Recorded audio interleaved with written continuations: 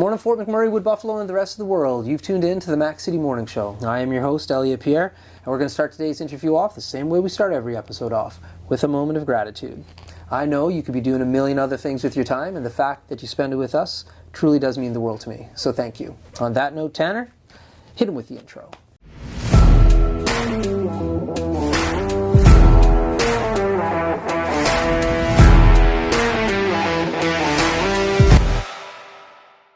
How's it going, you guys? It's Jake White, JJW, coming at you from Norrell Toyota in Fort McMurray.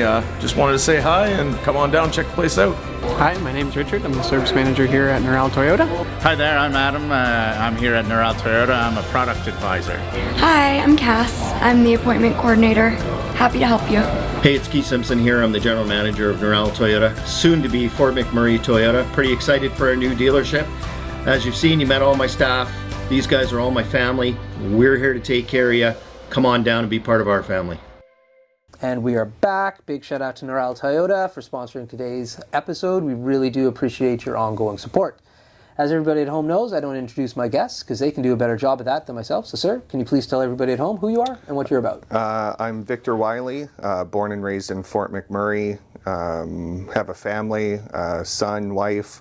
Been with Boston Pizza since I was 16 years old, and that's where and what I'm here to talk about today. That's wild. That's like me and Tanner, and we talk about this on the episode a lot, or on the episodes a lot. So apologize to everybody at home for saying it again, but we love Boston Pizza. Like, your consistency on your food, unbelievable. Your staff always so friendly. Like, it's a great establishment, and you fall into the category that we talk about all the time. Is like, the people who work at Boston Pizza in that industry, usually, like, there's a high turnover. But at Boston, you guys, like, there's staying power behind you. Yeah, our staff are the reason I believe we are consistent. They enjoy working there. We like having them there, and it's a big reason why we're happy for the reason we're here to talk today about being nominated for Franchise of the Year through the Chamber of Commerce. And 42 years coming up will be as long as we've been in the community, and it's still the original owners who are invested in it and live here today, and that's where we learned everything we know about Boston Pizza and Fort McMurray. Yeah, that's amazing. So many years ago when you first started, what did you start off at? I started as a host. Okay. 16 years old. My entire goal when I started at Boston Pizza was I wanted to buy a car. Okay. What kind of car? At that point, it was anything. It settled on a 2003 Chevy Impala. Okay. That was my first car. Nice. Goal accomplished. And then nice. I enjoyed it so much, I never ever left. That's so cool. So I'm going to go back to the car statement or car subject for a second. What kind of car did you want, or what's your dream car? Well, I feel ashamed to admit this. I like anything with four wheels. So okay. I'm not big into let's say dream cars. Right. I'm more of a functional guy. Okay. So if it gets me where I'm going, that's exactly what my expectation is. What do you drive now? We have a GMC 1-ton truck. Okay. And then we have a GMC Terrain. Oh, okay. Yeah. Nice. Yeah, like when I got my first job, it was because I crashed my parents' car.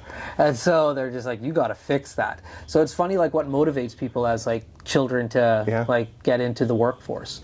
So from hosting when you first got there, like, did you go through a bunch of different roles until you got to where you are, or like how did that path work for you? Yeah, every step of the way I basically did everything. So during school, part-time, worked front of house as a host and a food runner, and then wanted to move into the kitchen. I washed dishes for a year, cooked, supervisor, then worked my way into management, and then in about 2010 I was afforded the opportunity to buy into the company, which I was super appreciative of the owners to let me do, and since then I've just continued to work and try and do better every day for the staff and the guests. Yeah. So at Boston Pizza, what would you say is your, not favorite item, but item that you go to back to eat the most often, would you say? Probably the pierogi pizza. The pierogi pizza. Yeah. Okay. It's such a unique pizza. It's got our cactus cut potatoes on there, so you get a little bit of spice. It's got fresh cheddar cheese and green onions and sour cream on it, so you get a little bit of actual coolness to balance that spice. And right. Yeah, it's one of my favorites. There we go. Yeah, those cactus cuts, unbelievable. Tanner won't even go to Boston Pizza if we're not getting those. He's just like, we're getting that or we're getting nothing. So before we carry on, though, we're going to throw to a quick ad, though. Carrie from Patchouli Rose, take it away. And we are back. Thank you, Carrie. We do appreciate your support. So tell me a little bit about this Chamber Awards that you are nominated for. I don't know much about it. Well, we got nominated anonymously, I guess. Someone out there nominated us for a Franchise of the Year award. Yeah. And then part of the application process was obviously tell a little bit about your business and how you're involved in the community, and a little bit about being local, staying local, owning local, and so we submitted kind of a letter, embarrassingly pumping your own tires a little bit, and so we were picked as one of the finalists. So you can definitely, I believe, still cast your vote because it is voted on by the public, kind of as a representation of how the community also feels about you, not just how you feel about yourself. Yeah. So we're super pleased. To my knowledge, it's the first year we've been nominated and gone through the process. So super happy that as long-standing members of not only the Chamber but of Fort McMurray, that we're being recognized, and hopefully,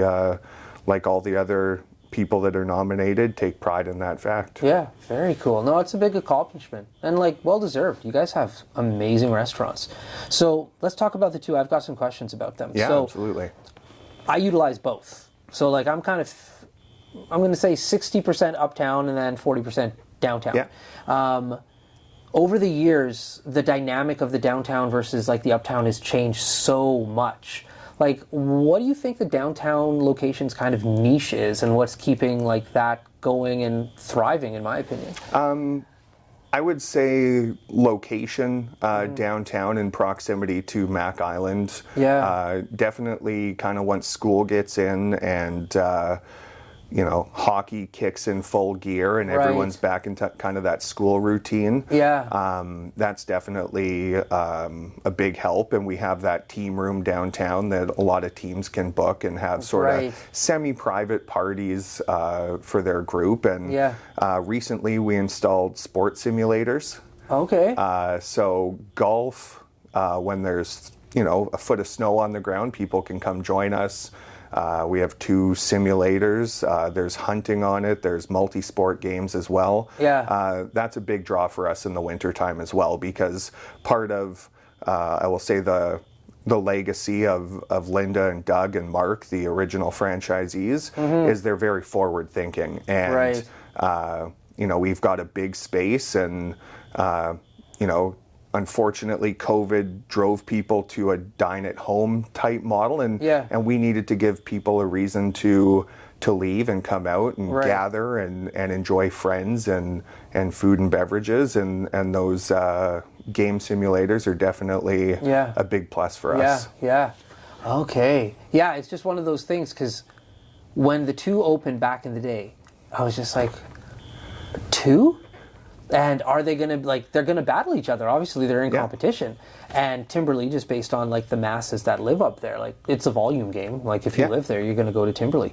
And so I was like, man, I don't know what's going to happen downtown. But, you go downtown, and it's still, very busy, and it's with a different clientele. And like I said, like you've described, it has its own niche that's specific to that area. Yeah, absolutely. It was... obviously rewind to 2005 when Timberley first opened. What the driver was is obviously serving the community. And we were reaching a point where, you're always full, and you don't want to turn away guests at the door because tables wait. I mean, everyone's got, we're going to eat and do this. Yeah. So part of it was an opportunity to open a second location, and I think in the last 18 years it's been a success where both have been able to maintain, succeed, and we do serve the same experience. So hopefully our guests still, like yourself, flip a coin and will choose to go to one if it fits their day, their schedule, or the other if it's closer to friends or family. Yeah. Now, you said something earlier in the show. You're a local to Fort McMurray. And so me and Tanner always ask locals what high school they went to, because we have a bit of a competition on the go between ourselves. So what high school did you go to? I went to Westwood Community High School. To Westwood. So I went to Merck, Tanner went to Comp, so we added up. So Westwood, actually, I've got to be honest with you, hasn't been that prevalent on the show. Really? Yeah, you know what one is coming up now, because we have a younger demographic of people coming on? It's Trinity. Yeah.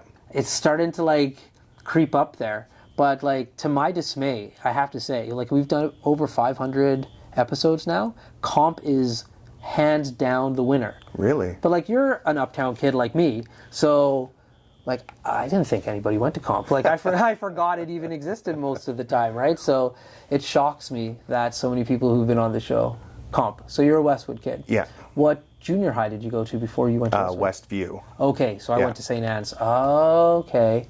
So growing up in this community back in the day, what did you do for fun? Played a lot of sports. I mean, through school sports, basketball, volleyball, track and field. Yeah. When I was younger, badminton. That's how and where I spent most of my time. Even in the summertime on the basketball courts, kind of in between Westwood and Westview. Yeah. Is where my friends and I would spend time. That's awesome. And so when you say primarily, because it sounds like you played everything, that definitely was school-based. Was there anything that you played outside of school? It didn't really exist that much when we were growing up here. No, definitely not like it does today. Yeah. So during school season, there was club volleyball. There was one year there was a travel basketball team that I played on, and then Arctic Winter Games, there was a volleyball tournament. Actually, we qualified and went to Greenland, which I don't know how many people ever have Greenland on their bucket list, but I crossed that one off. And so it mostly revolved around sports, and then obviously 16, you have that part-time job that keeps you busy and out of trouble. Yeah. I love trouble though, so I gotta go that direction. After you got your car, you saved up all that money. So that's a huge accomplishment. So boom, you get that car, right? What were you spending your money on, on a regular basis at that age? Because it's young to have a job and have income coming in. Yeah. Obviously maintaining the car, and I actually bought a house very young. I was 19. No doubt. You bought a house when you were 19? Yeah. This is awesome. Okay. And that was because I entered, the workforce young. I went. Fair enough. Went to college 1 year, played at Keano for the Huskies volleyball team. Right. And the program I was in, I had an experience. It was teaching. Yeah. I had practicum at one of the schools, and I had a moment of reflection where I'm like, you know what? I don't know if I could handle what kids are going to throw at you on a daily basis like that. Yeah. So teachers are heroes for dealing with that kind of stuff. 100%. And then so when the opportunity of the Timberlea location opening, and I moved right into general managing the store there at 19. Yeah. So it was just, one of the natural life progressions that all of a sudden, but then when you own a house, your money goes to your house. Yeah. Wild. That's such a young age to own a what? And what a great investment. Yeah, especially then. Yeah, that's exactly it. Why? I thought I was young. I bought my first house when I was 23, and it was wild that even took place. But Fort McMurray allowed those opportunities for so much of us. An amazing community. We're talking teenage, early 20s, people buying homes and starting families. Fort McMurray offered that. And careers. Still does. Yeah. Crazy. 19, that's Yeah. nutty. That's awesome. So your parents didn't have to like really help you with the spending. You obviously have always been somewhat practical in your finances. Yeah, I mean, feel you have to. Yeah. I mean, when you want, Yeah. when you make that commitment to life, and I mean, business teaches you a lot about money. Yeah. I mean, it's a lot of misconceptions around business, and obviously you can have good times and you can have difficult times. I mean, definitely some lessons learned over the last 3 years, right? When unfortunately your business closes, and you're down to takeout and delivery, which you know, we're super thrilled. The community definitely helped support us through that, no doubt. But you start to learn where it's best to spend your dimes and nickels, because you never know when a dollar might show up. That's right. That's right. Yeah. No, you guys were able to navigate through that time frame excellently, for sure. And like, you still have the customers coming back now. Yeah. So listen, my man, that's the end of our show. But before I cut you loose today, everybody gets a shameless shout out or plug. So you have the mic, the camera, the lights. Have fun. What am I going to shout out? I guess, you know, I am here for Boston Pizza, so I think the best shout out and shameless plug I can give is to our staff and our customers, if I can get away with two, because for 42 years we've been part of the community, and the community has supported us, and we have, you know, third generation employees coming and working for us, and it's something we take a lot of pride in. So thank you to guests and our staff. There we go. Well, for McMurray, Wood Buffalo, the rest of the world, that's been another episode of the Mac City Morning Show. Big shout out to our title sponsor, Noral Toyota, as well as Carrie from Patchouli Rose. We do appreciate both of your ongoing support. Hope everybody at home is having a great day, and we'll see you tomorrow. Peace. Hi, it's Carrie with Patchouli Rose Herbal Apothecary. I know our summer is coming quickly to an end. And during the summer, we always think of applying our sunscreen, but sunscreen is a product that we should be using every day of the year to protect our skin against harmful UVA and UVB rays, also against premature aging. I have a product called Dandelion Harvest, which is moisturizing, anti-inflammatory, and is great for anti-aging. You can use this every day of the year, and it's very moisturizing. If you want to check this product and any of my other products out, please go to patchoulirose.com. What a deadly old way to end another morning show. Later, boys. It's so ballistic!